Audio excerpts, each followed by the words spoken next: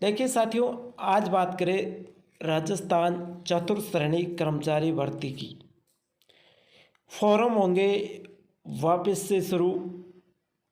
4th grade plus वाहन चालक का एक के एग्ज़ाम लगेगा।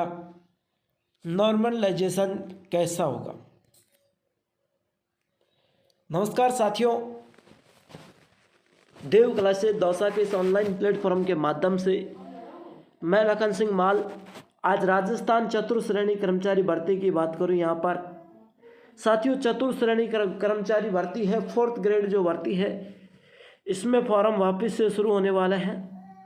और ये जो चतुर्थ श्रेणी जो कर्मचारी भर्ती है और ये जो वाहन चालक भर्ती है, इसमें साथियों एक ही एग्जाम होगा, एक ही तारीख को।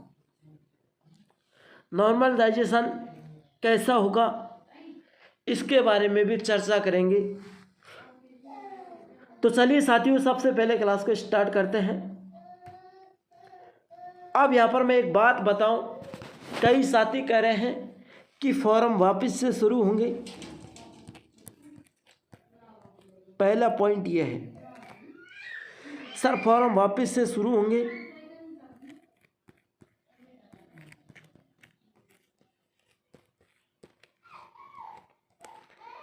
दूसरा पॉइंट है आपका कि सर फॉर्म वापस से शुरू होंगे तो क्या पद बढ़ेंगे?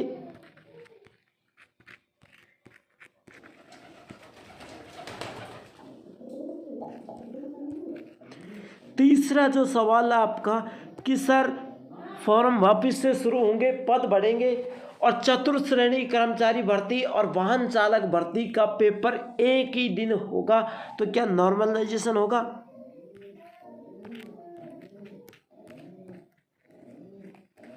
क्या नॉर्मलाइजेशन होगा? इसको लेकर के आप चिंतित है ना? तीनों चीज़ों को लेकर के बहुत बड़ी अपडेट है, उसके साथ मैं यहाँ पर आया हूँ। देखिए यहाँ पर क्या क्या घपला होगा, क्या क्या घपला नहीं होगा, आपको कहाँ दिक्कत आएगी। सबसे पहले तो देखो, डॉक्टर भागचंद जी जो बघाल है, उन्होंने ये लिखा था 4th क्लास के जो विद्यार्थी कह रहे थे कि वो फॉर्म नहीं भर पाए, उनके लिए एक आशा की किरण दिखाई दे रही है, अभी तक दिखाई देगी, है ना। अब ड्राइवर की भर्ती के लिए भी 4th क्लास के साथ साथ ही कराने की प्रक्रिया है। दोनों की कमांड एग्जाम होने पर प्राथमिकता भरवाने के लिए पोर्टल खोलना पड़ेगा, यानी दोनों की एग्जाम एक साथ होने के साथ पोर्टल को वापस खोलना पड़ेगा, फॉर्म दोबारा से भरे जाएंगे। अब यहाँ पर मेन चीज़ क्या दिक्कत करेगी आपको, एक बार व्हाट्सएप के जरिए भी मैसेज आया था, समानार्थी परीक्षार्थियों चतुर्थ श्रेणी कर्मचारी भर्ती में आवेदन पुनः संभव, छूटे अभ्यर्थियों का आवेदन का अवसर मिलेगा। साथ ही चतुर्थ श्रेणी कर्मचारी भर्ती में वाहन चालक परीक्षा को एक साथ आयोजित कराने का विचार है। अब सबसे पहले इस चीज को गौर से देखो, यहां पर बात क्या है, दरअसल आपको कहां दिक्कत आएगी। पहले तो ये कह रहे हैं कि एक डेट बढ़ाने की कोशिश में है और डेट बढ़ेगी आपकी, ये श्योर है ना। चतुर्थ श्रेणी कर्मचारी भर्ती की डेट बढ़ेगी, यानी 25,000 प्लस फॉर्म पहले ही आ चुके हैं। कितने? 25,000 प्लस फॉर्म। यहाँ पर जो बातें होंगी सारी सच सच बातें बोलूँगा मैं, आप ना। 25,000 प्लस फॉर्म पहले आ चुके हैं, बाकी जो फॉर्म है मतलब डेट बढ़ेगी, तो यार आपको ये थोड़ा सा अंदाजा तो है, डेट बढ़ेगी तो 10, 20, 50,000 प्लस फॉर्म अब भी बढ़ जाएंगे, है ना भाई। फॉर्म तो बढ़ेंगे, डेट बढ़ेंगी। जिनकी इच्छाएं थी, या फिर कई लोग ऐसे हैं जिनकी उम्र नहीं हुई थी और आज इस टाइम उम्र है, 1-2 दिन बाद उम्र हो जाएगी, तो वो भी फॉर्म भरेंगे, तो 50,000 प्लस फॉर्म अब भी भरे जाएंगे ना, गारंटेड है ये, है ना। तो ये लोग फॉर्म भरेंगे तो 50,000 फॉर्म तो ये बढ़ गए। अब दूसरी बात, यहाँ पर पहले ही भीड़ ज़्यादा थी, फिर भीड़ 50,000 की और बढ़ा दी। अब दूसरी बात क्या होगा यहाँ पर देखिए, दूसरी बात 4th ग्रेड की यानी चपरासी की और वाहन चालक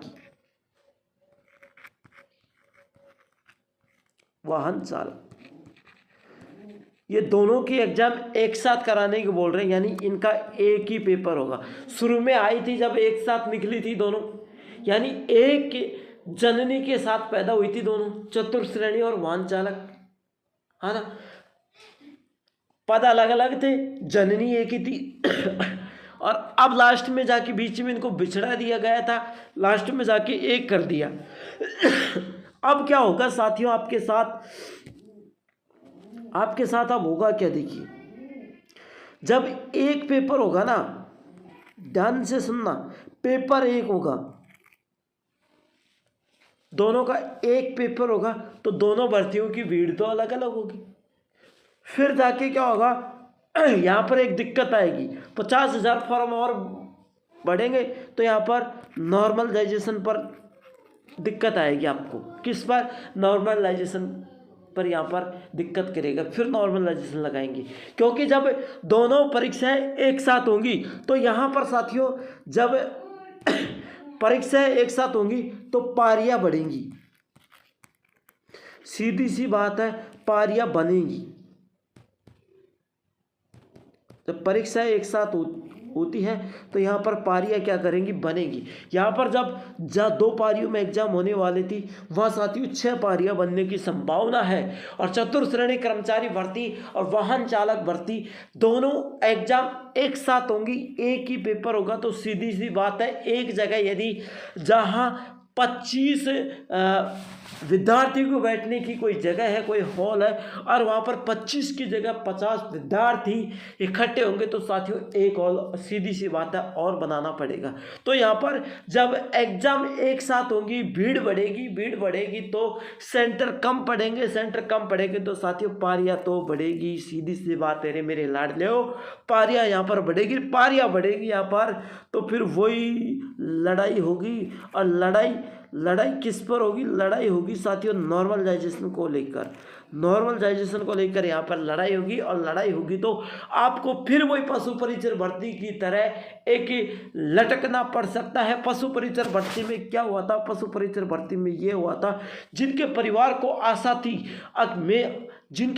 आशा थी कि हम गरीब हैं और हमारा बेटा नौकरी लग जाएगा तो हम एक अच्छे पैसे वाले तो नहीं बन सकते, लेकिन हमारा लेवल अच्छा हो जाएगा और हम गरीबी से दूर हो जाएंगे और हमको एक अच्छी टाइम पास होने लग जाएगी। लेकिन साथियों सरकार ने वह भी धोखा किया है। जो लोग अमीर थे, जो पढ़ने वाले नहीं थे, जिनके नंबर 107, 105, 106 आ रहे थे, उन लोगों को वहाँ पर नौकरी मिली है। और साथियों जिनके नंबर 120, 126, 140 नंबर आ रहे थे, उन लोगों को साथियों एक लटकने का विषय रख दिया, उनको नौकरी नहीं मिली है। और जिनका 107, 106, 105 नंबर आ रहे थे साथियों, उनका डॉक्यूमेंट वेरिफिकेशन हो चुका है।